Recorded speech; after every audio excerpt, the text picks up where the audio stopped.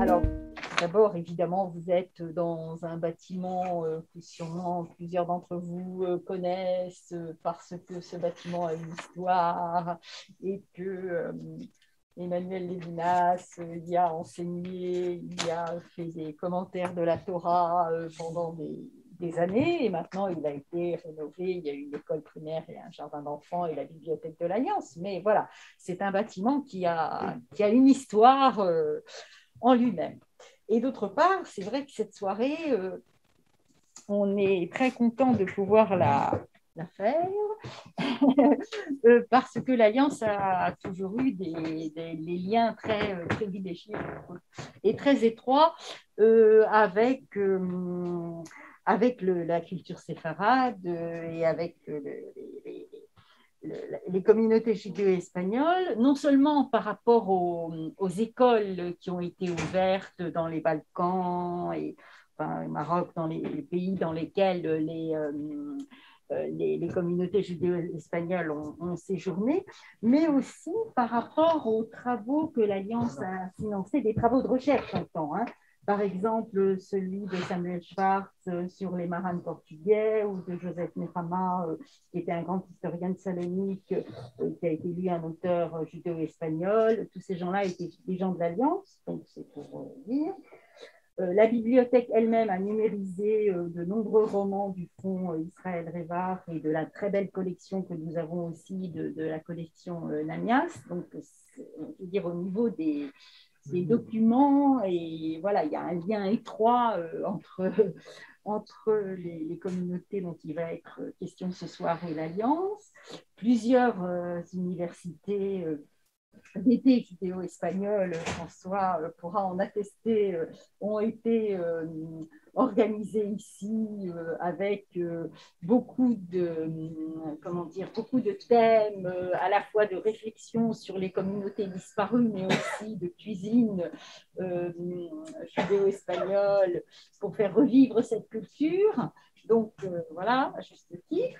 Et enfin, la bibliothèque pour la jeunesse dont je m'occupe, voilà, vient d'acquérir, grâce à François Hazard, plusieurs albums de sa collection pour les enfants qui pourront aussi voilà, s'initier à cette culture. Certains des albums sont en judéo-espagnol et en traduction, et d'autres sont seulement en français, mais voilà, ces communautés-là sont évoquées aussi dans la littérature jeunesse. Et donc, bien sûr, nous souhaitons rendre hommage à Jérémy qui a été longtemps la présidente de cette association et qui est toujours la présidente de cette association et qui a tant œuvré pour elle, et François, bien sûr, François Hazard, qui se sont beaucoup mobilisés pour développer cette culture. Et enfin, un hommage particulier, ça c'est bon, Monsieur Kuperman qui n'a pas pu être là ce soir pour raison de santé, voilà, me charge de transmettre un hommage à Madame Nicolsi, qui a été longtemps membre du comité de l'Alliance, du comité des nouveaux cahiers de l'Alliance, qui était une des publications de l'Alliance et dans lesquelles elle a écrit aussi plusieurs articles. Donc vous voyez plusieurs liens étroits intergénérationnels, on va dire, avec ces communautés et l'Alliance. Donc, je vous souhaite une bonne soirée à tous et à toutes. Merci Anne-Laure. Alors, je prends la parole pour vous présenter d'abord nos invités de ce soir et dire d'abord la joie qu'on a de vous rencontrer. Merci d'être venu. Merci à l'Alliance de nous accueillir. Et donc, j'ai à côté de moi, à ma droite, Élie Robert-Nicou, qui est le fils de Clarisse Nikoïtsky et le petit-fils de Moïse Abinoun, dont nous allons présenter les livres. Élie Robert-Nicou est aussi écrivain, auteur de romans policiers, je crois aussi de livres pour la jeunesse. Mais moi, je retiens aussi un livre que j'ai lu avec beaucoup de plaisir, irremplaçable, qui est consacré donc à sa mère, Clarisse Nikoitsky, et à son père, qui était peintre, Robert Nikoitsky. Livre très émouvant. Vous vivez en Dordogne aujourd'hui et vous avez fait votre thèse à Cambridge, ce qui me permet de passer, c'est une transition toute trouvée, pour vous présenter le second invité, donc Željko Jovanović, qui a également fait sa thèse à Cambridge sur un thème qui n'est pas la littérature comme vous, mais plus l'histoire et la culture des judéo-espagnols de l'ex-Yougoslavie, et en particulier d'ailleurs aussi une partie de la littérature orale ou écrite. Željko, vous enseignez aujourd'hui le judéo-espagnol à l'INALCO comme maître de conférence. Vous avez succédé à Marie-Christine Varol. Donc c'est une joie aussi de vous accueillir comme nouveau défenseur au plan académique du judéo-espagnol en France. Alors, je vais vous dire peut-être quelques mots sur ma découverte comme éditeur. Donc, je suis François Hazard, comme éditeur de ces deux ouvrages qui paraissent dans une collection qu'on a intitulée Leçons de vie judéo-espagnole. Donc, ces deux ouvrages qui sont dans cette collection, le numéro 7 et le numéro 8, et deux ouvrages que je suis très fier d'accueillir dans cette collection. Je vais vous dire en deux mots pourquoi. Le livre de Moïse Abinoun, je l'ai découvert dans c'était une étape de mon parcours d'initiation, de découverte du monde judéo-espagnol, une étape importante parce que c'est une œuvre classique aujourd'hui.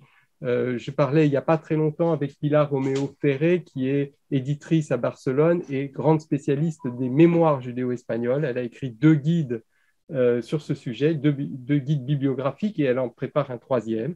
Et elle me disait, il y a 3 livres marquants qui se détachent pour moi de ces centaines de livres de mémoire.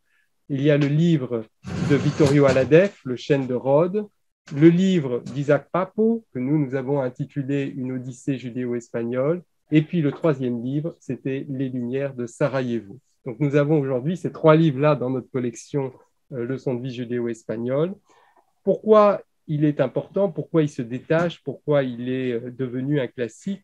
Je crois d'abord parce qu'il y a la personnalité de l'auteur, Moïse Abinoun, qui est né à Sarajevo en 1912 et qui parle d'une culture judéo-espagnole très spécifique, qui est celle d'une ville et d'un pays, la Bosnie, qui est à la charnière de 2 empires, l'empire ottoman, qui a été longtemps dominant, et puis à partir de 1878 et du traité de Berlin, l'empire austro-hongrois, même si formellement la Bosnie était toujours jusqu'en 1908 rattachée à l'empire ottoman, c'est l'empire austro-hongrois qui dominait, et l'arrivée à ce moment-là aussi de mots de l'allemand, d'Ashkénaz à Sarajevo, qui vont faire de ce monde quelque chose d'un petit peu spécifique par rapport aux autres terroirs judéo-espagnols. Et puis, il y a aussi des spécificités du point de vue linguistique sur lesquelles Željko pourra dire peut-être un mot.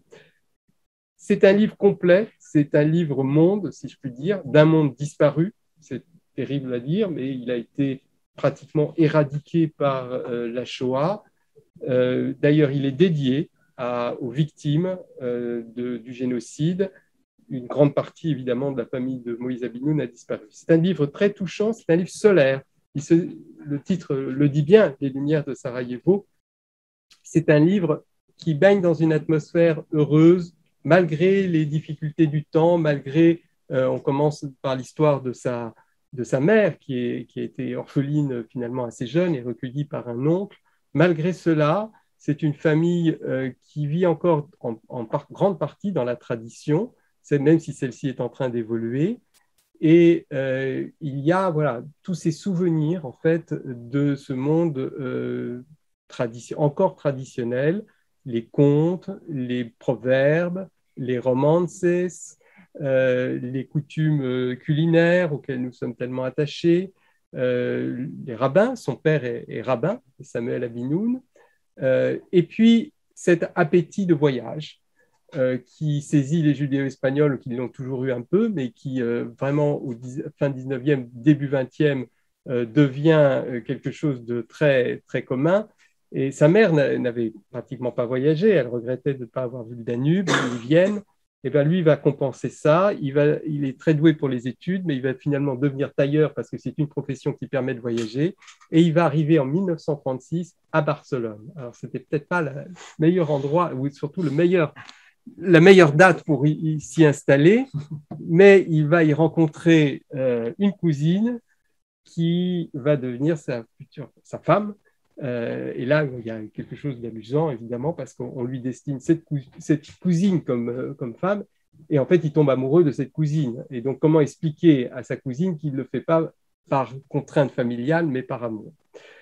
Le deuxième livre, de Clarisse Nikolitsky, c'est une autre rencontre pour moi. Ce n'est pas un parcours, dans mon parcours de découverte du monde judéo-espagnol, de redécouverte du monde judéo-espagnol, c'est une découverte littéraire, je dirais plutôt. C'est un texte admirable d'une poétesse, admirable aussi par ses textes judéo-espagnols, on pourra en dire peut-être 2 mots tout à l'heure. Écrivaine qui réussit ce tour de force, où elle a fait 2 tours de force, je crois, dans ce que j'ai lu, en tout cas, d'elle. D'abord, son premier coup d'éclat littéraire, qui est Le désespoir tout blanc, c'est-à-dire la vision d'une jeune handicapée dans un village. Elle arrive à incarner à travers l'écriture cette vision très douloureuse et en même temps avec une certaine légèreté à certains moments et surtout une grande beauté. Et là, on a un autre tour de force qui est de montrer la guerre, les persécutions à la hauteur d'une enfant de 4-5 ans. Alors, c'est un roman, tout n'est pas forcément exactement à prendre au pied de la lettre, parce que c'est transformé par cette vision justement de l'écrivain, du travail de l'écriture. Moi, j'ai été frappé par la poésie qui se dégage de ce livre. C'est un livre qui, par rapport à celui de son père, est en d'une apparente continuité, puisque le livre de son père se termine autour de 1939, et là, on arrive dans les premières années de la Seconde Guerre mondiale. En même temps, ce livre est solaire, celui-là est évidemment plongé, couvre-feu le dit bien, dans une atmosphère d'épouvante, oui, où on se cache, où on se fait discret, où on se travestit, où on joue à être catholique. Et c'est vu par une enfant, c'est-à-dire c'est des jeux d'adultes, des jeux évidemment dans un contexte tragique, mais pour les enfants, c'est aussi une forme de jeu, de conte, où la Gestapo, les nazis, la milice, tout ça, ça fait figure de croque-mitaine, de loup et d'ogre.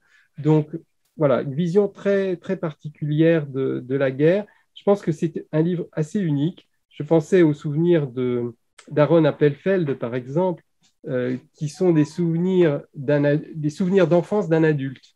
Donc, c'est raconté par un adulte qui retrouve ses souvenirs. C'est très intéressant, c'est très touchant, mais c'est une vision d'adulte, de souvenirs d'enfant vus par un adulte. Là, c'est vraiment essayer de se mettre à la place de cet enfant, comment il ressentait. Donc, ça joue beaucoup sur la poésie, ça joue beaucoup sur les sensations, sur les couleurs, une attention au fluide, sur le toucher. On sait que les enfants, à cet âge-là, 4-5 ans, il y a beaucoup de choses qui passent par la langue, la découverte des choses. Et donc, il y a ces goûts qui reviennent tout le temps. Et puis, de façon comme un palimpseste, il y a Auschwitz, quand même, qui, de temps en temps, ce fond-là, il est là. Il est là, par exemple, c'est des scènes un peu initiatiques, des scènes comme des cauchemars ou des rêves. Il y a cette scène où elle est dans une ferme, une scène de ravitaillement, hein, comme ça se faisait pendant la Seconde Guerre mondiale. Ils vont échanger des tailleurs qu'a fait le père, des tailleurs des vêtements qu'a taillé le père contre un peu de ravitaillement. Et il y a la visite de la ferme. Et la visite de la ferme, finalement, c'est aussi la tragédie des animaux qu'on écorche. Et il y a cette vision très écorchée, finalement, dans ce livre, où les plaies ne cicatrisent pas, on les gratte, voilà. Il y a aussi un personnage échappé du camp de Compiègne qui vient témoigner. Alors, c'est un témoignage, évidemment, qui est caché aux enfants, mais du coup, comme il l'aurait caché, mais qu'il devine en fait, il devine que c'est de la torture, et la torture, c'est quelque chose encore plus abominable que ce que pouvaient encore imaginer les adultes. Donc voilà, un livre absolument étonnant, qu'on a plaisir non seulement à lire, mais à relire et à relire. Voilà, il y a des passages qui sont de la pure poésie et qui sont extrêmement émouvants. Voilà, donc voilà mon témoignage sur ces deux livres. Encore une fois, je suis très heureux et très honoré de les accueillir dans cette collection, qui est une collection qui n'est pas une collection de nostalgie, même si cette composante-là peut apparaître à certains moments. C'est pour moi une collection de transmission et une collection aussi de leçons de vie, c'est-à-dire de gens qui ont eu des vies extrêmement mouvementées, souvent avec l'expérience de l'exil et de la guerre, et qui ont souhaité transmettre ces leçons de vie, ces expériences, parfois parce qu'ils n'avaient pas d'enfants, parfois parce que ça soulage aussi des traumatismes d'écrire, et parce qu'on ne peut pas forcément le dire directement à ses enfants, mais on peut le communiquer par l'écriture, par la magie de l'écriture. Alors, je propose de céder ma parole à Jelko, qui nous a préparé une petite PowerPoint. Je cherchais le mot de présentation en images du monde judéo-espagnol de Bosnie, donc du monde dont nous parle Moïse Abini. Merci François. Bonsoir à tous et à toutes. C'est un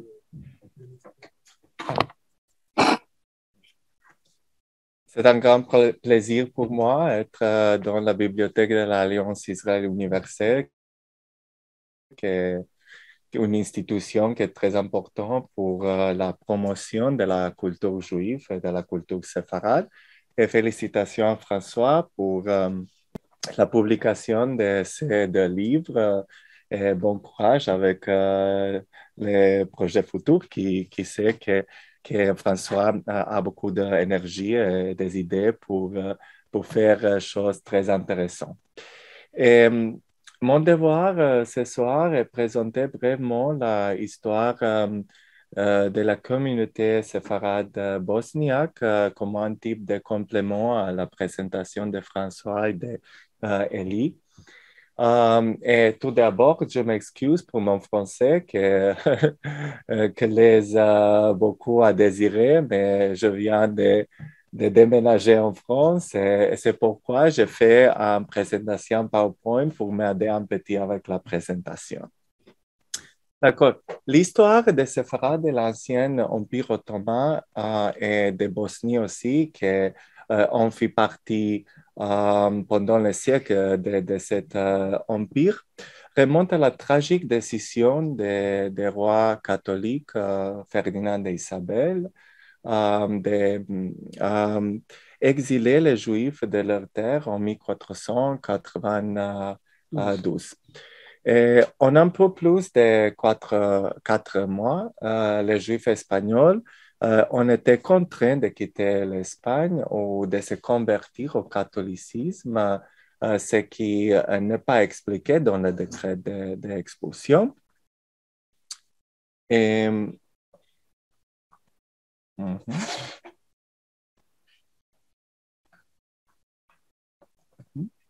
alors, une partie des Juifs espagnols vont au Portugal, premièrement, et après l'expulsion de ça, en 1497, au sud de France, les Pays-Bas et en Angleterre. Et ce groupe de séfarades est connu comme les séfarades, les nations portugaises ou les séfarades occidentaux.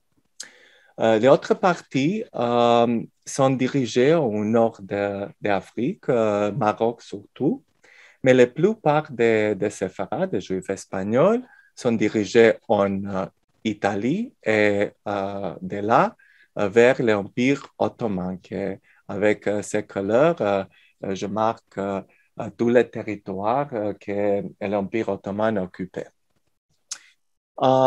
Le sultan Bayezid II a ouvert les portes de son empire avec l'idée de utiliser les connaissances des médecins, des marchands, des enseignants, des traducteurs, etc., pour la prospérité de son propre empire, qui manquait d'une classe moyenne formée pour exercer différentes professions.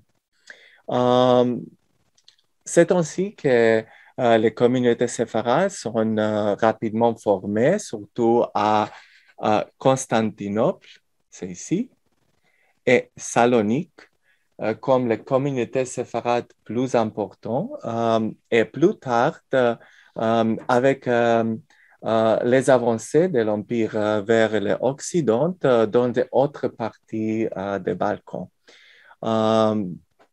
C'est ainsi que les séfarades arrivent à Sarajevo vers 1565. Mais c'est vrai que, par exemple, Moïse Franco, un historien d'origine séfarade, pense que les séfarades sont installés à Sarajevo entre 1535 et 1545 et elle base cette théorie dans une information qu'il a trouvée dans la revue Archives israélite parue tous les jeudis à Paris pendant le 19e siècle et dans laquelle il a dit le suivant. C'est aussi à cette époque qu'une trentaine de familles judéo-portugaises viennent s'établir en Bosnie dans la localité de Sarajevo. Le gouverneur de ce pays, qui se nommait Majos Pasha, leur accorda un quartier spécial. C'est là que leurs descendants habitent actuellement. Le cimetière juif fut ouvert dans cette ville en 1545. Dans cette citation, il y a deux informations importantes. La première, c'est que le quartier que la citation mentionne,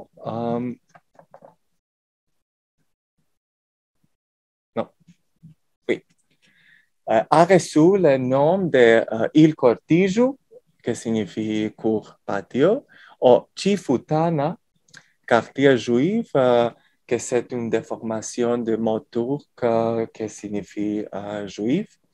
La plupart des séfarades bosniaques habitaient dans ce quartier, mais c'est vrai aussi qu'à Sarajevo, il n'y avait pas d'un ghetto. Parce que les séfarades habitaient dans les différentes parties de Sarajevo.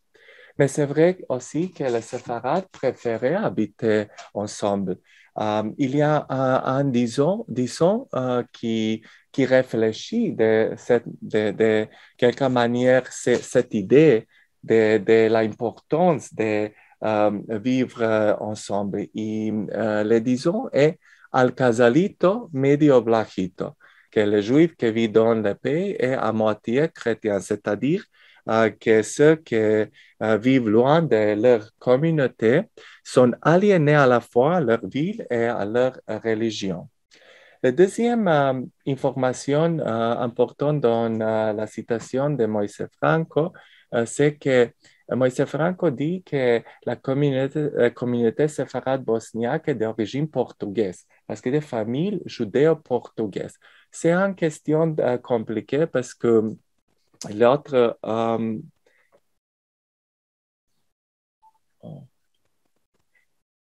l'autre spécialiste de la culture séfarade et la langue judéo-espagnole, Max Leopold Wagner, estime que la tradition des Juifs orientaux et que les Juifs séfarades de Constantinople et d'Asie sont principalement originaires de Castille.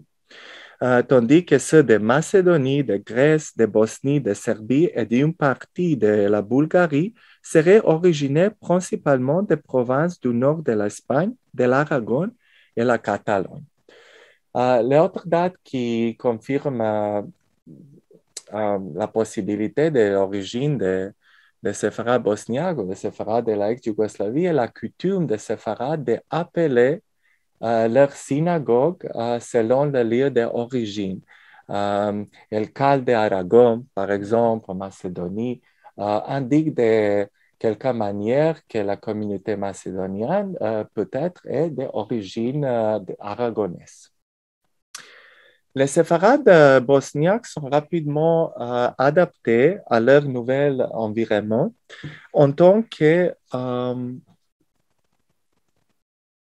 Yehudi Milleti ou Milleti Moussevier, c'est-à-dire peuple juif qui avait certains engagements envers l'Empire ottoman, mais qui jouissait également de certains droits de liberté, par exemple d'avoir leur école dans sa langue, le judéo-espagnol. Cette coexistence produisit des contacts et des échanges culturels dont les séfarades étaient conscients. Et Avram Romano Bucchi, un écrivain important de séfarade bosniaque, par exemple, dans son histoire qui se titre Un cal viejo, l'ancienne synagogue, attire attention à ces phénomènes de coexistence et de l'influence des échanges culturels entre différents groupes ethniques en Bosnie. C'est la traduction en français de la citation que je lirai en judéo-espagnol parce que je crois que peut-être quelqu'un dans le public comprend le judéo-espagnol, mais la traduction en français est offerte dans la presentación. Los primeros son los viejejicos. Ellos aparecen bien vestidos con sus barbas peñadas, sus yubes, sus anteris, escampas relumbrantes. La verdad no parecen aquellos de entre semana. Como entran en cal, besan la mezuzá y se aparan con sus manos abiertos, uso turco. Dicen matovú si pasan las manos por la cara y si van a su lugar. Aquí se quitan las campas, se asentan, traban los pies para arriba, si los topan con el enteri y encina aramidicos, esperan el empecillo de la oración. Le locutor de serbo-croate comprend que Avram Romano Bucchi ainsi que les autres auteurs séfarades de l'ex-Yougoslavie ont utilisé la graphie serbo-croate pour écrire en judéo-espagnol en caractère latin. Et je dirai quelque chose sur ce sujet plus tard. Le congrès de Berlin de 1878 va changer le don pour tous les habitants de la Bosnie, y compris les séfarades. Bosnie a été occupée par l'Autriche-Hongrie, qui pendant les 30 premières années a traité ces régions comme un type de protectorat. En 1908, l'Austrie-Hongrie a annexé Bosnie définitivement jusqu'à 1918, c'est-à-dire après la Première Guerre mondiale, quand Bosnie fasse partie du royaume des Serbes, Croates et Slovènes, plus tard rebaptisé Yougoslavie. Ces événements historiques ont eu un important impact sur le développement de la communauté séfarade bosniaque, puisqu'elle a commencé la période de transition qui a supposé le changement de modèle oriental par ceux qui sont de l'Europe occidentale. Ces changements sont particulièrement évidents dans le rôle des femmes. En raison du rôle qu'elle avait joué au sein de la société séfarade traditionnelle, les femmes avaient transmis les valeurs traditionnelles et la langue judéo-espagnole à leurs enfants pendant des siècles, assurant le maintien de la langue au sein de la famille et du quartier juif. Cela était dû au fait que pendant la période ottomane, la femme séfarade n'avait aucun accès au pouvoir social. C'est très important, ni la possibilité d'établir les relations sociales avec les membres d'autres communautés. De plus, l'éducation formelle a été réservé pour les garçons qui fréquentaient les écoles Meldares del Mutora, qui s'appelle, c'est le nom de l'école religieuse, surtout, et les filles restaient à la maison avec leur mère, les aider avec les tâches ménagères et se préparer pour leur futur rôle d'épouses et de mères. Cependant, à partir de la seconde moitié du 19e siècle, l'éducation commence progressivement à être accessible aux filles séfarades aussi. C'est l'institution de l'Alliance Israël universelle exactement qui a stimulé ces changements, mais en Bosnie, il n'y avait pas d'une école d'alliance. Là, la réforme des systèmes éducatifs a eu lieu en 1994, plus tard, quand le serbe est devenu la langue d'enseignement, suivant le modèle de la communauté séfarade de Serbie, avec la différence de 30 années, parce qu'en Serbie, ces réformes a eu lieu 30 années avant. Un autre élément qu'a mentionné François, c'est le rencontre entre les séfarades et leurs frères religieux, les Ashkénazes, qui ont commencé à s'installer en Bosnie avec l'occupation de l'Autriche-Hongrie. Les séfarades étaient scandalisés que les peuples qui se considéraient juifs ne parlaient pas le judéo, c'est-à-dire le judéo-espagnol. Et c'est pourquoi il les appelait ironiquement Schwabo-Judéo, juif allemand, ou Schwaba-Judéa, c'est la forme féminine, et Schwabo, c'est un adjectif très péjoratif en serbo-croate pour un allemand. Si quelqu'un connaît les films yougoslaves de l'époque de Tito, qui parlent de le conflit entre les partisans et les nazis, toujours, je crois que la mot plus utilisée dans le film, c'est Schwabo. Et le partisan est très fier d'avoir tué Sian Schwabo. C'est un terme très péjoratif. Et les séfarades bosniaques ont utilisé pour désigner les Ashkénazes qui pour ils on était étrangers pratiquement parce qu'ils parlaient allemand, clairement. Donc, Rikica Ovadia, une écrivaine séfarade bosniaque, a écrit contes en général. Il y a une histoire qui se titre Triste de mi quien cayó, malheur à moi qui est tombé. Elle décrit une scène comique que pour les jours de Simchat Torah, c'est-à-dire le 9e jour du Sukkot, quand termine la lecture des 5 livres de la Torah qui a duré toute l'année. Un groupe de femmes séfarades décide de visiter la synagogue Ashkenaz à Sarajevo pour curiosité, pour commérer.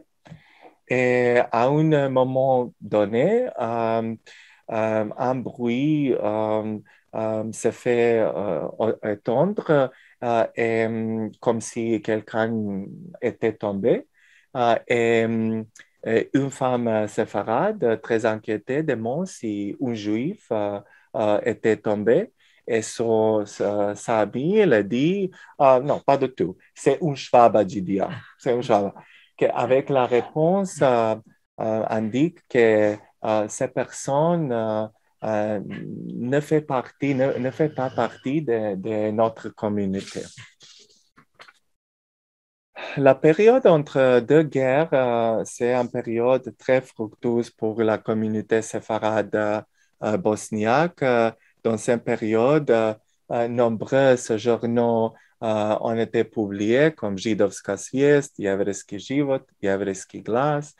Sont les journaux bilingues en serbo-croate et en judéo-espagnol. Bilingues parce que dans cette période, serbo-croate est devenue la langue commune de tous les juifs de l'ex-Yougoslavie, les Ashkénazes et les séfarades aussi. Dans cette période aussi, beaucoup des œuvres originales littéraires ont été écrites, contes, poésie et surtout théâtre. Et beaucoup de témoignages de traditions orales seront recueillis. L'Espagne elle-même commence à montrer un intérêt pour les séfarades et l'idée de renationaliser les séfarades verra un jour. En 1929, Ernesto Caballero Jiménez a visité Sarajevo et a déclaré que la communauté séfarade bosniaque est la plus importante communauté séfarade dans tous les Balkans. Et c'est très curieux parce que justement, Caballero Jiménez a soutenu l'idée de renationaliser les séfarades, de retour des séfarades en Espagne. Et c'est une figure très contradictoire parce que il a introduit le fascisme en Espagne. Il était le membre de la droite extrême. C'est un petit, l'attitude, c'est un petit contradictoire. Mais les séfarades bosniaques, ce n'est pas un intérêt pour retourner en Espagne. La plupart des îles, de pas de eux, considéraient Bosnie leur patrie. Mais c'est vrai que les séfarades, certains séfarades en Turquie, au Maroc, aussi que a montré intérêt pour retourner en Espagne. Par exemple, un auteur anonyme dans les revues, dans le journal Jevrejski glas, a dit, a exprimé son attitude concernant l'idée de retourner en Espagne et dit ce que l'Espagne représente pour nous est clair. Hormis la langue et quelques souvenirs historiques, pour la plupart tristes, il n'y a rien qui nous unit à l'Espagne d'aujourd'hui. Nous sommes au mieux qu'un intérêt historique pour elle. Laura Papo Bojoreta, la représentant plus importante de la culture séfarade entre deux guerres, aussi a exprimé son attitude avec un dicton qui dit los árboles viejos no se trasplantan. C'est-à-dire qu'il n'y a pas beaucoup d'intérêt par part des séfarades bosniens pour soutenir cette idée. Et pour terminer, je voudrais dire quelque chose sur la langue, sur le judéo-espagnol de Bosnie. En Bosnie, les séfarades utilisaient l'adjectif judío ou judío pour appeler la langue judéo-espagnole. Jamais les séfarades bosniaques ont utilisé le terme judaïsme comme certains séfarades en Turquie. Et pour elles, judío signifie juif.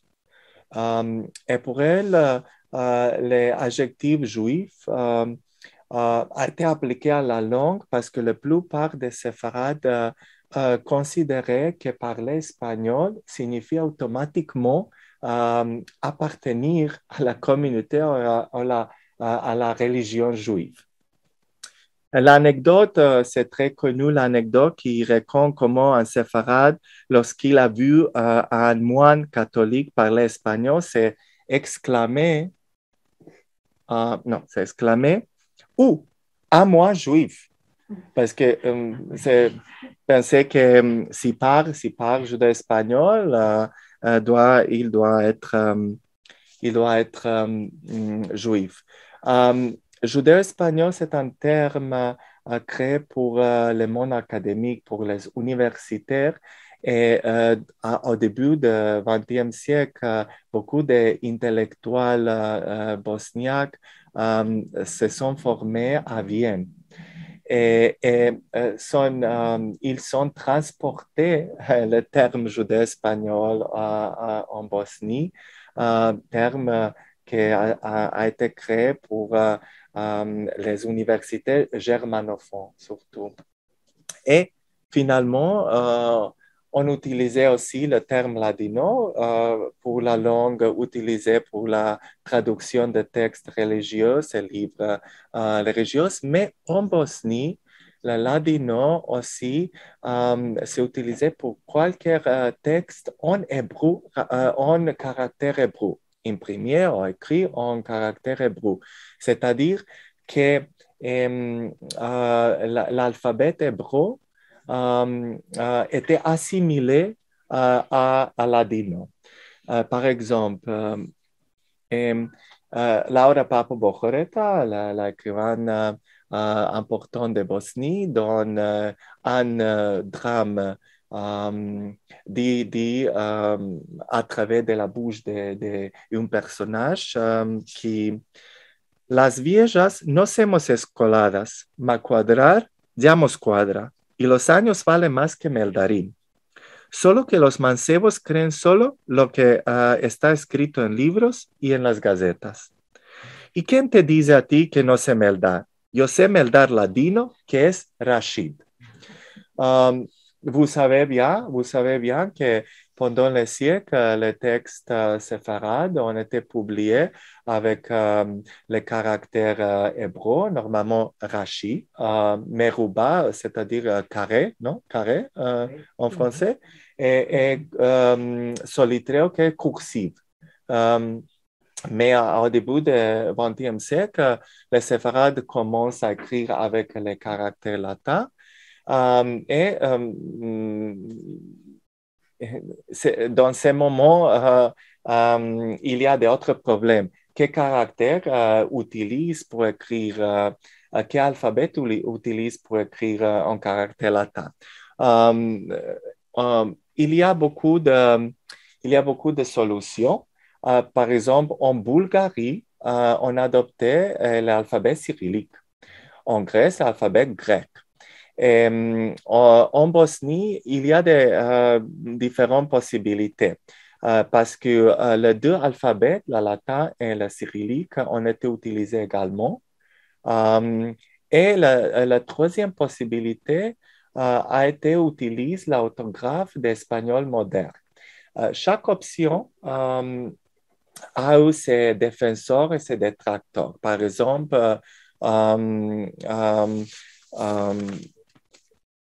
Avram Altaratz, un écrivain bosniaque, a utilisé le cyrillique. C'est la deuxième langue, le judéo-espagnol, c'est la deuxième langue romain qui a été écrite en alphabet cyrillique parce que le romain, le roumain, c'est la première la langue romane qui a été écrite dans l'alphabet cyrillique. Le judéo-espagnol, c'est la deuxième langue. Abraham Aaron Capon, un intellectuel très important qui habitait en Bosnie, mais ce n'est pas bosniaque. Par exemple, soutenir l'idée d'utiliser l'orthographe espagnole. Mais les journaux, Еврейский живот, la vie juive, a décidé d'utiliser l'alphabet latin serbo-croate avec les préceptes phonétiques écrits tels que parlés. Et dans un numéro de son journal, les éditeurs disent tomando en consideraciones las condiciones que gobiernan donde nosotros, tocando la lengua y el modo de escribir, nos decidimos al modo fonético, que es escribir como se melda y con letras latinas. Sabemos letra Rashi, mas como dicho, las pesgadillas técnicas nomos aliencian esto. Pour terminer, la Seconde Guerre mondiale arrêtera le développement de ces communautés et de la culture séfarade bosniaque, puisque la plupart de ses membres ont été tués dans la Shoah, malheureusement. Et après la Seconde Guerre mondiale, pratiquement aucun échantillon de la littérature originale n'a été produit jusqu'à aujourd'hui. Bien que les études sur la langue, la littérature et l'histoire de Séphara bosniaque se soient considérablement développées. Je voudrais remercier à la Bibliothèque Alliance Israël Universelle pour cette invitation et surtout à son directeur, Monsieur Jean-Claude Cooperman, et bien sûr à autre de conférenciers pour la personne et à public aussi pour avec nous. Merci beaucoup. Merci, Jelko. Merci, Jelko, de nous avoir initiés donc, à l'itinéraire de cette communauté méconnue de Bosnie. Alors, ça fait évidemment écho à des tas de choses. Je pense à ce que me disait Raphaël Camri, qui se disait en Bosnie, quels sont les meilleurs amis des Juifs, les Ashkénazes. Oui, maintenant. Voilà. Alors, nous avons la chance d'avoir donc Elie Robert-Nicou avec nous, donc pour évoquer la mémoire de Moïse Abinoun, son grand-père, et de Clarisse Nikoïtsky, sa mère. Donc, j'ai envie de lui demander quels sont, lui, ses souvenirs de Moïse, qui était une personnalité dont on sent la douceur et voilà, j'ai envie de dire, il y a des photos dans le livre de Moïse Abinoun. Grâce à Elie, on a pu mettre une partie de l'album familial. Et une des choses qui m'a frappé, c'est que, évidemment, voilà, Moïse Abinoun et Mathilde, ils étaient extrêmement beaux et même un peu coquets, je crois, pour ce qui est de Moïse, Maurice, il le dit. Oui, c'est ce qui l'avait sans doute poussé à devenir tailleur aussi, le goût des vêtements et de l'argent facile. Mais ce que je trouve assez intéressant dans ce livre, quand je le lis, c'est que c'est une sorte de passage d'une tradition orale à une tradition écrite, ce livre même. Et en fait, je retrouve dans le livre, inscrit sur le papier, tout ce que les gens se racontaient sans cesse sur le mode d'une tradition orale. Et alors, il y a une certaine douceur et il y a aussi en même temps un besoin de respectabilité. Et je crois que cette douceur participe à ce besoin de respectabilité et de réhabilitation. Parce que, par exemple, même si le livre s'arrête en 1939, ce qui se passe après, en fait, imprègne toutes les pages, est implicite dans toutes les pages. Et c'est une sorte c'est évidemment une sorte de témoignage qui veut figer, en particulier par l'écrit, ce qui a été détruit par les événements historiques. Et dans ce désir de respectabilité, d'ailleurs, par exemple, il parle du rapport de son oncle avec Gavrilo Princip, parce qu'il connaissait bien la famille Princip. Et alors, évidemment, c'est un peu gênant, après la Première Guerre mondiale, d'avoir été assez proche des Princip. Et il dit qu'il ne savait pas du tout ce que son oncle faisait avec le frère de Gavrilo Princip, qui était son ami proche. Et parce qu'en fait, il s'est senti obligé d'en témoigner, tout en faisant semblant de ne pas savoir. Parce que moi, je sais ce qu'il faisait, cet oncle, avec le frère de Gavrilo Princip. Il faisait de la contrebande de laine avec l'Italie. Mais évidemment, dans les mémoires familiales, il a fallu gommer tout cet aspect pour n'en garder qu'un aspect glorieux. Ouais. C'est ça que je trouve assez intéressant aussi. Oui, il y a cette obsession séfarade d'être d'une buena familia. Voilà, Donc exactement. ça, on le retrouve évidemment. Alors, ce qui est intéressant évidemment dans le livre de Moïse, c'est qu'il vient d'une famille tout à fait respectable, mais qui n'est pas, il fait pas partie de l'aristocratia, d'une famille très fortunée ou qui, voilà. Alors, on a beaucoup de témoignages justement de judéo-espagnols qui viennent de familles riches. Je pense à Vittorio Aladef, par exemple, grand banquier, Canetti. voilà, Canetti, etc. Donc, des familles de la haute bourgeoisie judéo-espagnole. On a peu de témoignages finalement d'une famille plus modeste. Et on voit que dans cette société où il n'y avait pas d'État-providence, on peut tomber très vite aussi dans la misère, et c'est la famille qui joue le rôle d'amortisseur social. Sa mère, la mère, sa mère, Moïse Abinoun, Clara, est orpheline, et elle est recueillie par un oncle, et puis ça se passe pas très bien, c'est l'oncle épicier, si je me souviens bien. C'est surtout avec la tante que ça se passe mal. Ça se passe mal avec la belle-mère. L'épicier, il n'est pas souvent là à la maison, comme souvent dans ces familles séparades. C'est effectivement, donc, elle joue un peu le rôle de Cendrillon, et donc, finalement, elle est recueillie chez une autre tante chez qui ça se passe mieux. Je crois que le mari, là, est receveur du tramway de Sarajevo, ce qui est déjà une fonction, hein, le Watman, alors n'en parlons pas. Voilà, donc effectivement, un livre émouvant. Est-ce qu'il a été aidé pour l'écrire? Oui, bien sûr. Il a été aidé par ma mère, en fait. Et d'ailleurs, une journaliste de France Culture avait essayé de le coincer, je me rappelle, au cours d'une émission de radio en disant: mais monsieur Abinoun, vous n'êtes pas, c'est pas seulement des mémoires, vous êtes aussi un écrivain, vous avez un style qui vous est propre. Et il lui avait répondu: vous entendez bien mon accent et vous vous doutez bien, et mon français, vous doutez bien que quelqu'un m'a aidé à écrire ce livre. Donc, il n'était pas tombé dans le piège.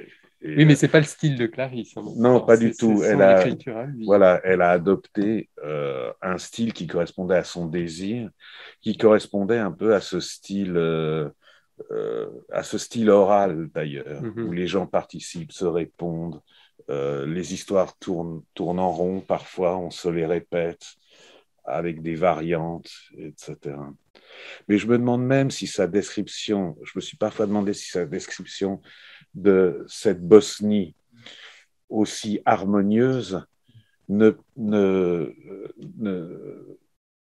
dépendait pas aussi de ce désir de respectabilité et du fait que la déflagration après a été telle entre les Juifs, les Serbes, les musulmans, les Croates, avec une telle violence que la violence de ce qui s'est passé après magnifie d'une certaine manière la paix rétrospectivement. Alors qu'il raconte lui-même que les enfants jouaient en gang et se traitaient de Vlach pour les Serbes, Schwab ou pour... D'ailleurs, Schwab, je me suis toujours demandé si c'était Souab, l'origine du mot, c'est ça, oui. Et d'ailleurs, dans le livre, il parle des Turcs. Mais ce n'est pas des Turcs, évidemment, c'est des musulmans de Bosnie qui eux-mêmes ne se seraient jamais décrits comme des Turcs. Donc, voilà. Alors, sur le livre de Clarisse, donc, je disais, c'est une écriture tout à fait différente. Et on sent chez Clarisse, contrairement à peut-être chez Moïse Abinoun, une âme un peu écorchée. Est-ce que je me trompe? Oui, c'est-à-dire qu'elle s'est autorisée à le montrer, alors que lui pas, si vous voulez. C'est un peu ça la différence. Lui a voulu se faire le témoin d'un âge d'or disparu, elle d'une expérience personnelle qui se nourrissait de cet héritage culturel, ethnique, religieux, etc. D'ailleurs, c'est vrai qu'il ne disait pas le giudesmo, mais parfois il disait il espagnol muerto. Alors, je ne sais pas si c'est parce que c'est après avoir quitté la Bosnie qu'ils utilisaient cette expression, ou si on disait, voilà, notre espagnol, quoi. Donc ça aussi, tout ce contexte culturel nourrit le texte de Clarisse Nikoetsky, mais il y a presque un désir hagiographique dans le livre de Moïse Abinoun, pas du tout dans celui de Clarisse Nikoetsky. Ce qui fait d'ailleurs que les livres de Moïse Abinoun, enfin les premiers retours que j'ai, c'est qu'il plaît énormément. Hein. C'est un livre, voilà, oui. Pas dire easy reading, mais c'est un livre cool, quoi. Oui, absolument. Voilà. Oui, alors que le livre de Clarisse, c'est un livre, j'ai dit tout le bien que j'en pensais, mais c'est un livre piquant. Oui, absolument. Un livre qui c'est exactement la même chose, les mêmes impressions que je recueille. Oui, c'est un livre, j'ai parlé de tour de force littéraire, mais c'est un livre initiatique aussi. Je crois qu'il faut revenir dessus sur le fait qu'ils vont de lieu en lieu. Il y a une description dans les deux livres d'ailleurs, topographique très importante des lieux. Là, les synagogues, par exemple, les rues de Sarajevo. Mais le livre de Clarisse Nikoetsky, on ne l'a pas dit, il se passe à Lyon. C'est très important. Lyon, les rues de Lyon le périmètre dans lequel il s'autorise de marcher se restreint de plus en plus, jusqu'au moment où effectivement il y a une nuit de rafle et où ils doivent quitter pour aller se réfugier chez le patron, Monsieur Troche, qui a été injuste, qui s'appelait Monsieur Marche de son vrai nom. Voilà, alors... Puis ensuite, on va se réfugier dans une usine, puis ensuite dans un autre pavillon, où là, il y a des croix partout. Et puis finalement, on finit dans un pensionnat, abandonné par les parents, placé par les parents. Donc, c'est une fuite éperdue, évidemment, jusqu'à la libération. Donc, il y a ce côté initiatique, puisqu'elle découvre la vie, finalement, elle n'a jamais connu autre chose que la guerre. Et elle découvre la vie à travers tous ces lieux. Est-ce qu'elle en parlait, elle, de ce qui s'était passé pendant la guerre? Beaucoup. En fait, on en parlait tout le temps. Et si la manière est très personnelle et très littéraire, les anecdotes restent très autobiographiques. Et il y a plusieurs anecdotes, par exemple, où le jour de cette rafle, comme c'était une enfant de 4 ans, il y avait de la soupe de poireaux. Elle avait horreur de la soupe de poireaux et n'arrivait pas à croire sa chance qu'il y ait une rafle cette nuit-là et que ça lui épargne de manger la soupe de poireaux. Et elle s'en était souvenue toute sa vie de cette joie et d'avoir ri dans les bras de son père qui la portait pour s'enfuir parce que la soupe de poireaux restait sur la table. Et c'est assez représentatif du livre, je trouve. Oui, et puis il y a des choses encore plus piquantes, puisque elle espère même que sa cousine soit raflée pour récupérer le berceau ou le landau, le jouet qu'elle reluque depuis longtemps. Donc il y a aussi ce côté-là aussi. La guerre vue par une enfant, c'est évidemment très différent de ce qu'on pourrait imaginer. C'est pas politiquement correct, pour dire aujourd'hui. C'est autre chose, puisque c'est une vision d'enfant. Voilà, alors je ne sais pas s'il y a des questions du public aussi, parce qu'on va pas faire seulement un dialogue. Donc n'hésitez pas aussi à lever la main si vous avez des questions à adresser aussi bien à l'un de nous trois. Ça me fait penser d'ailleurs au film de Benigni, La vie est belle, je crois. Pardon, excusez-moi pour les personnes qui posent des questions. Merci de vous rapprocher des micros pour qu'on puisse les entendre sur Zoom, s'il vous plaît. On va passer le micro. Voilà, parce qu'on n'entend rien. Oui, alors oui, ça me fait penser au film qui s'appelle, je crois, La vie est belle de Benigni, où Benigni lui-même, puisqu'il joue le rôle principal, est tout le temps en train d'expliquer l'environnement tragique comme un jeu d'enfant, enfin, où il y a toujours des obstacles à franchir. Voilà, ça me fait penser à le début. Le livre me fait tout à fait penser à ça, quoi. Oui, c'est une vision décalée, en fait. Oui. Je vais faire taper sur les doigts. C'est une vision décalée. Je pense par exemple à la carte d'identité sur laquelle il y a ce beau tampon juif. Hein, c'est une scène aussi, elle fouille, donc c'est comme, je crois, il y a beaucoup de mamans qui offrent leur sac quand elles ne savent plus à quoi occuper leur enfant, elles offrent leur sac. Et puis voilà, le sac de maman, c'est toujours un lieu de découverte extraordinaire. Et là, il y a la carte d'identité avec le beau tampon juif, bleu. Oui, Hein. bleu parce qu'on essayait de l'effacer, évidemment. Oui. En prétendant que l'encre s'était répandue dessus par accident. Puis après, elle est très triste parce qu'en fait, sa maman va avoir des faux papiers sur lesquels le beau tampon a disparu. Le nom a changé. Hein, je ne sais plus quel c'était. Abinoun est devenu. Alors évidemment, c'était pas Abinoun, c'était Nobim dans le. Nobim, voilà. Mais ils avaient changé Abinoun en Abinom, alors que le nom complet de la famille, avec le surnom qu'on ajoutait, était Abinoun de Folie. Donc évidemment, ce qu'il fallait garder, c'était De Folie. Et pas Abinoun à Lyon en 1942. Et même de le changer en Abinom ne trompait pas vraiment l'ennemi. Mais en fait, c'est un peu le principe. On peut le comparer à Benny, mais c'est un peu le principe inverse. C'est-à-dire qu'en fait, là, ce sont des adultes qui essayent d'expliquer la gravité des choses à une enfant et qui, là, le personnage enfant traduit cette réalité dans ses propres termes, si vous voulez. Enfin, les parents sont toujours en train de minimiser quand même. De rassurer, oui.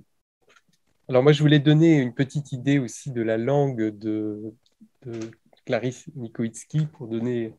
Voilà, j'ai parlé de poésie, j'ai noté, parce que je sais que c'est toujours un peu pesant de lire dans une conférence, mais juste quelques lignes.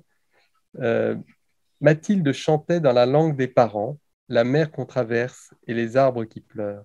Chantait des oiseaux de couleur, amoureux d'une âme en voyage. Les chansons de Mathilde disaient des choses qui n'existaient pas dans une langue, disaient des choses qui n'existaient pas dans une langue qui n'existait plus. C'était il y a longtemps, si longtemps. Longtemps, c'est quand? Le temps sans mesure des voyages, des arbres et de la mer. Voilà. Quel était son rapport justement avec le judéo-espagnol, cette langue qui n'existait plus? Pour elle, ça représentait le rapport à sa mère, en fait, et son attachement à ses racines, et sa mère en particulier. Et quand sa mère est morte, elle a écrit un recueil de poèmes qui a eu un destin absolument incroyable. Ça a été publié à 200 exemplaires par un Anglais qui vivait dans une ferme restaurée dans le Lot et qui, en bilingue espagnol, anglais.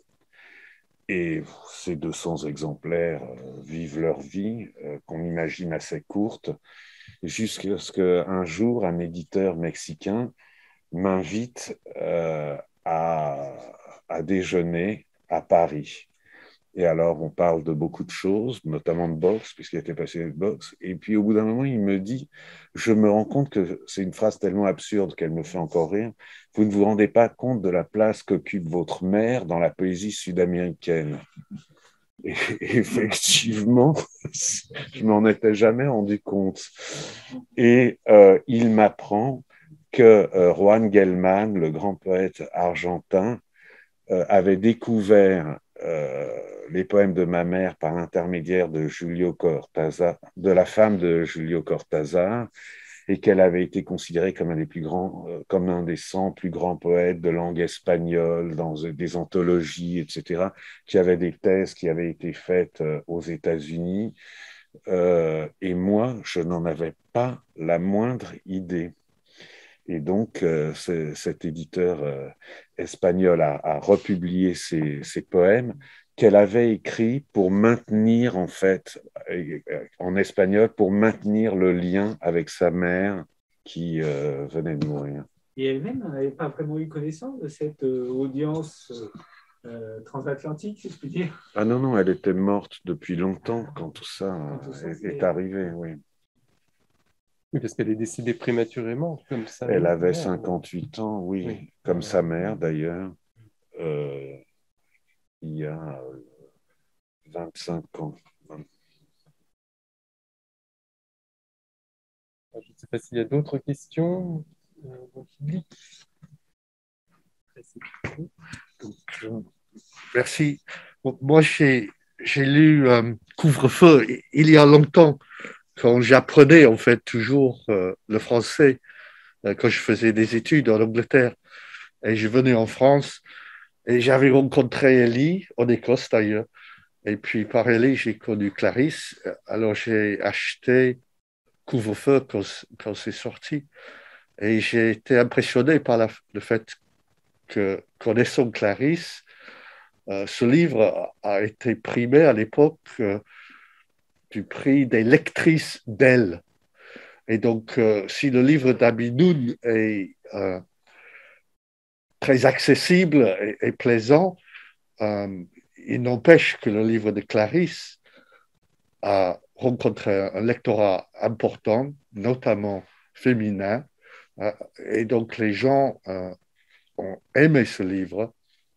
Et pour moi, moi, en le lisant à cette époque, j'ai été frappé j'ai beaucoup appris de français dans ce livre parce qu'il y a le langage des enfants qui me convenait. Et donc, vous avez lu un petit passage de grande beauté, je trouve.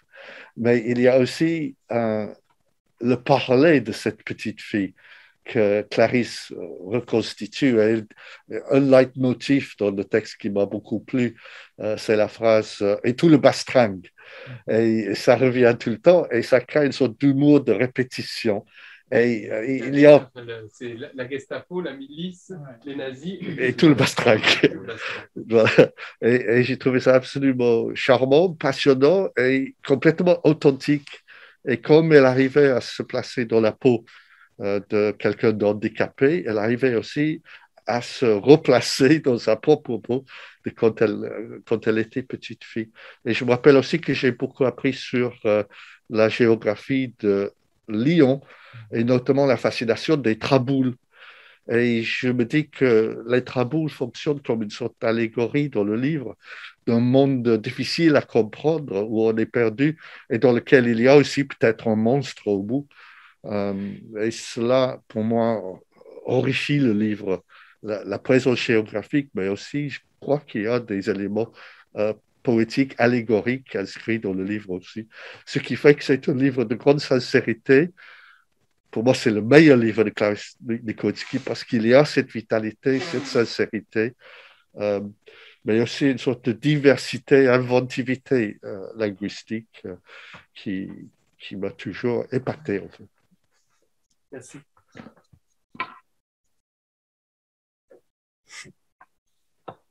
Merci. Alors, je ne sais pas si on peut rebondir là-dessus. Hein. C'est difficile, effectivement. C'est un livre, je disais, il y a une grande attention aux sensations.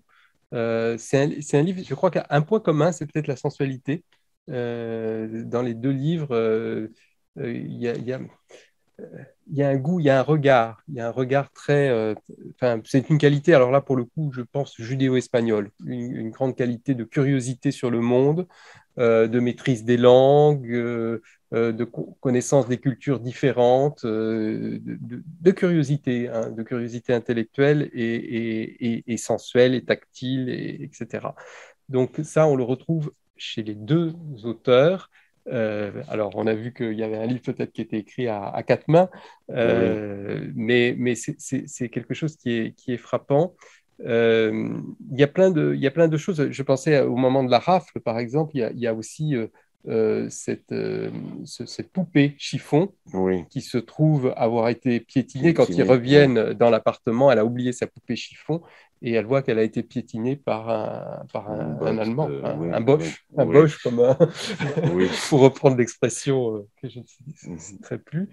Voilà, donc il y a ça. Il y a aussi une scène extraordinaire, c'est la scène de la petite fille, du regard. Donc ils partent en campagne, à la campagne lyonnaise, comme on l'a dit, pour ravitaillement. Ils sont dans un train et elle aperçoit une petite fille sur un quai dont les parents sont en train d'être interpellés par des officiers allemands. Et c'est là où est tout le génie, je trouve, de Clarisse Nikolitzki. Au lieu d'en faire une scène absolument dramatique, ce qu'elle est, elle lui fait un pied de nez et l'autre petite fille lui répond par un pied de nez. Elle sait elle a la conscience de quelque chose de dramatique est en train de se jouer, mais il y a en même temps cette légèreté de l'enfance, de lui dire, moi, je pars, j'échappe, et toi, on verra bien qu'est-ce qui va t'arriver. Et en plus, elle était jalouse de la petite fille parce que la petite fille avait une poupée en celluloïd et elle, une poupée en chiffon. Oui. Donc, c'était bien fait pour elle. Oui. C'était le ressenti d'une enfant. Et il y a beaucoup de choses comme ça dans le livre dont elle me parlait qui sont autobiographiques, dont elle m'avait parlé. Par exemple, la jalousie vis-à-vis du petit garçon dont le père venait d'être fusillé parce qu'il avait eu droit à un bonbon. Donc, tous les gosses cachés se disaient, c'est pas moi qui aurais une chance pareille. Ou l'autre fois, avec cette espèce de dédoublement de la conscience des enfants, elle a reproduit dans le livre cette scène où un soldat allemand, voulant aider ma grand-mère, a pris ma mère dans ses bras et ma mère s'est mise à hurler de terreur, ce qui était suspect en plus. Mais ma mère me disait qu'elle se souviendrait toute sa vie de l'expression de détresse, de désarroi dans le regard de ce soldat allemand, d'avoir provoqué une telle réaction chez une enfant. Et malgré la naïveté, les enfants, je crois, ont parfois ces lueurs de lucidité, une sorte de dédoublement de la conscience qui, bien qu'étant enfants, leur font comprendre quelque chose qui est au-delà de leurs années. Et ça, c'était une de ces anecdotes qu'elle a repris d'ailleurs dans le livre. C'est très cinématographique, hein, on peut le oui. dire aussi. Hein. Il ne faut pas donner une idée, voilà, c'est très poétique comme langue, mais c'est se lit et ça se comprend très, très bien, très facilement. Et il y a ces images justement qui marquent. Ce soldat allemand, effectivement, qui la prend dans ses bras, cette scène voilà, que je ne lirai pas, mais qui est sur le quai de gare, des choses très marquantes. Alors, je vois qu'il y a une question qui nous est transmise par ceux qui suivent, Jean-Claude Kuperminck.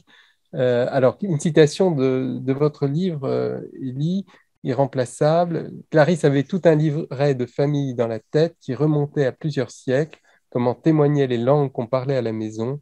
Chaque langue correspondait à une page, à une strate d'ancêtre en quelque sorte. Alors, il vous demande de commenter cette citation, c'est difficile de se commenter. Alors, il y avait plusieurs langues dans le foyer familial pour ma mère. Il y avait notre espagnol, qui en fait était la chose la plus profonde qui nous définissait et qui nous ramenait, pensait-on, au XVe siècle. Il y avait l'hébreu des prières qui était là, qui là nous ramenait à la Bible et à notre judaïsme, mais plus comme une abstraction. C'était une identité, mais aussi plus une abstraction que l'espagnol, d'une certaine manière. Et ensuite, il y avait le serbo-croate qu'utilisaient les parents pour se dire des secrets, mais que les enfants comprenaient. Et puis, il y avait l'italien qui était la langue de sa mère, qui était née à Trieste, qui avait grandi à Trieste, Mathilde, et qui était très italianisée. Et il y avait le français, qui était la langue chic, la langue de l'intégration, la langue qu'il fallait parler. Et qu'eux étaient incapables, les parents, de parler sans accent, évidemment. Il y avait l'anglais, parce qu'elle était prof d'anglais. Et après, il y a eu l'anglais, mais l'anglais, c'est la libération, effectivement. Et ma mère m'a appris l'anglais à l'âge de 4 ans. Elle me répétait souvent qu'elle était très anglophile, très américanophile, parce que dans sa génération, on se rappelait la première fois où on était monté dans une voiture. Ma génération, c'était la première fois où on a pris l'avion. Eux, c'était la voiture. Et elle, la première fois où elle est montée dans une voiture, c'était une Jeep de l'armée américaine qui venait la chercher dans la pension où elle était cachée. Et elle en a toujours gardé un amour profond pour le monde anglo-saxon, comme on dit.